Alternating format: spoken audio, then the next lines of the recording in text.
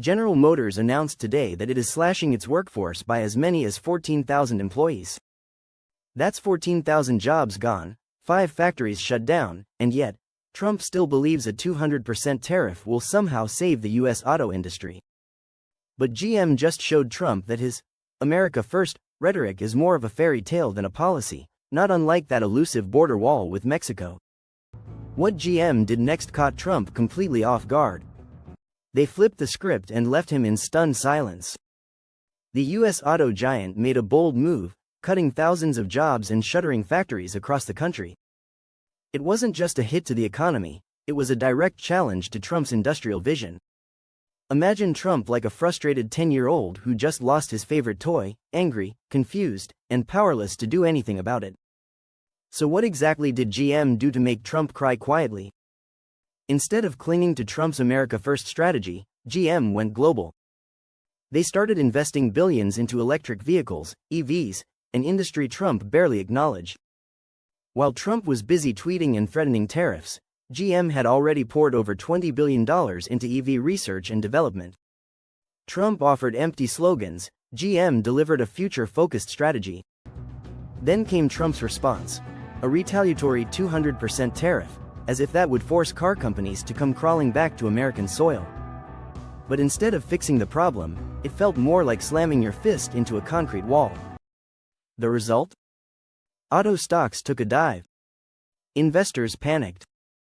GM's stock dropped 3%, but thanks to their international revenue, they bounced back within days.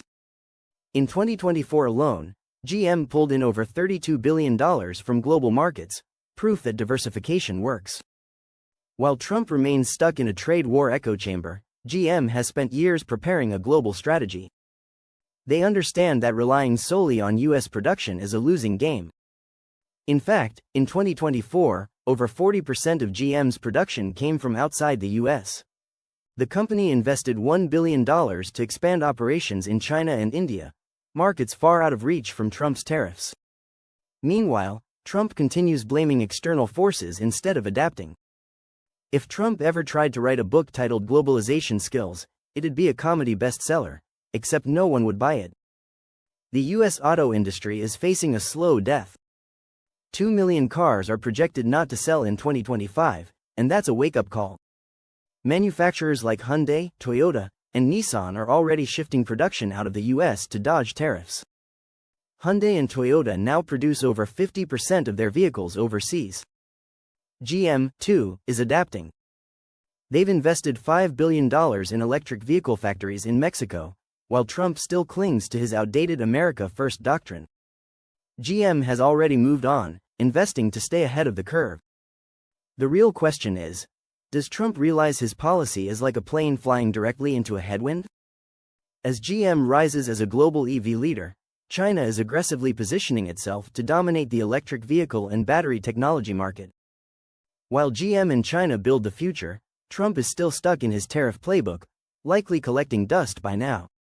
More than 7 million imported vehicles were sold in the US last year. Now, every one of them faces a possible 25% import tax. Trump declared, "What we're going to be doing is a 25% tariff on all cars that are not made in the United States."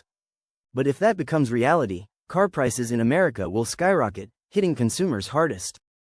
The most immediate impact? Car prices could surge from today's average of $49,000 to as high as $52,000 or even $53,000. Millions of Americans may delay purchases or switch to used vehicles. If that happens, the broader economy could experience a significant slowdown, affecting more than just the auto industry. Calls to bring manufacturing back to America sound good in theory but are much more complicated in practice. Even under ideal conditions, building a new auto plant in the US takes 2.5 to 3.5 years. It also requires restructuring supply chains, retraining workers, and adopting newer technologies, all at a much higher cost than producing overseas. In short, reshoring production isn't a quick fix. Without long-term policy support, it's a losing game. And the market isn't waiting around to see what happens. GM shares dropped 5% in just one trading session after Trump's tariff announcement. Ford lost 3%, and Stellantis followed suit. These aren't just short-term jitters, they're signs of deep investor concern over shrinking profit margins. One auto executive even warned that this policy could push the entire sector into a recession. With ripple effects stretching across the supply chain, this isn't just an auto industry issue, it's a threat to the entire value ecosystem. The bold promises to bring jobs and factories back sound inspiring, but the real cost is being paid by everyday Americans. They now face higher prices, reduced incentives, and fewer options. For middle-income families, buying a car could turn into a long-term financial burden. As new car prices rise, so do used car prices, disrupting the entire supply chain and putting the dream of car ownership out of reach for many. If this trend continues, we must ask a hard question. Is the American dream of car ownership slipping away from the very people who once defined it? In a recent emergency press conference, things only got worse. The spokesperson for the 47th president seemed completely unprepared. In just 4 minutes, she left the public drowning in contradictions. Caroline Leavitt, the White House's chief spokesperson, failed to answer even the simplest questions. When asked why the president warned automakers not to raise prices if tariffs were supposed to help, she dodged, "That was a private conversation. I'm not sure if that comment was made or not." Then came another failure. When asked about a leak of military plans via a messaging app, Leavitt offered a baffling response. The case is closed, and the president continues to have confidence in his national security advisor. No explanation, no accountability. Just silence where answers were needed most. When asked if the administration had heard from retired Americans stressed about wild stock market swings due to tariff uncertainty, Leavitt gave a robotic reply. The president takes those concerns very seriously.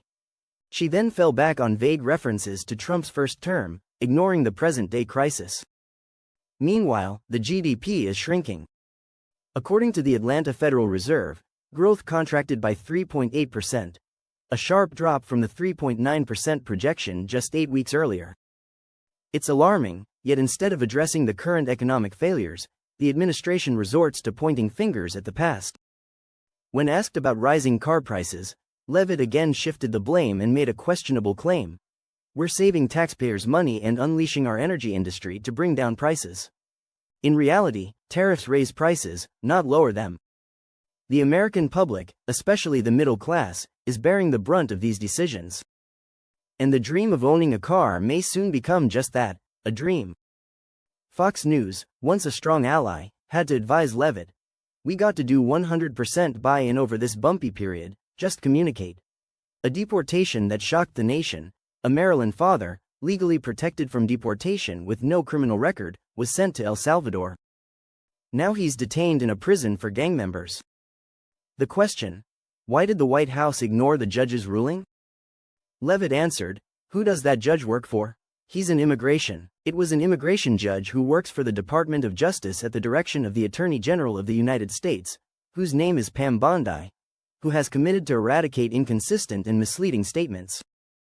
After being confronted with the fact that the deported man had never been convicted in the U.S., Leavitt insisted she was committed to eradicating MS-13 from our nation's interior, citing the case of a 20-year-old autistic woman who was raped and strangled to death in Maryland. Even J.D. Vance, a devoted supporter, mistakenly claimed the judge's decision happened under the Biden administration. The truth? The court ruling protecting this man occurred in 2019, under Trump. The contradictions are too clear. The trust is simply gone. Don't blink if you don't want to miss what happens next. Again, Trump said that there are methods for serving a third term, and that he was not joking. When the former president returns to the Capitol and declares his intention to run for a third term, you can predict America is falling into the hands of a self-proclaimed dictator, and the world is spinning out of control.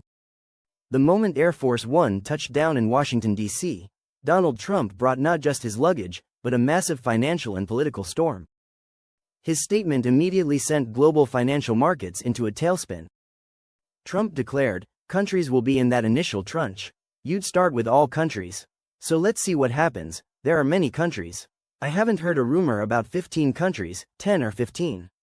So you're starting with all countries, essentially all of the countries that we're talking about." Without waiting long, the USD began to wobble, and US stocks lost hundreds of billions overnight. Since Trump's return, Stock indices like Nasdaq, Dow Jones, and S&P 500 have all been painted red, with losses mounting by the day. While the U.S. economy struggles with recession, Trump is still enthusiastically sketching out a vision of a boomtown USA, a golden age that only he seems to see. As a former president, Trump does not hesitate to declare his desire for a third and even fourth term. Even though the U.S. Constitution does not allow it, he still dreams of a U.S. under the leadership of a single individual, himself.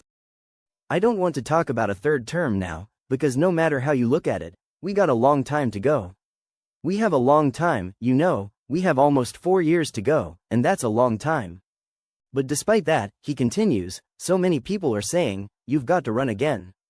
They love the job we're doing. Most importantly, they love the job we're doing. That Trump shares. The world has every right to ask, a leader openly wanting to break the Constitution and extend his limitless power, is this a sign of a self-proclaimed dictator?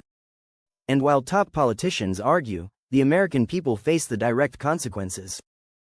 It doesn't stop there. Trump declared war on America's closest allies, including Canada. We don't need energy from Canada. We don't need lumber from Canada. We don't need anything from Canada.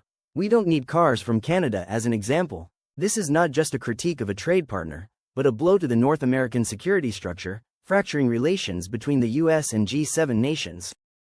However, what's even more concerning is that Trump isn't just attacking allies, but also views global tariffs as part of his strategy.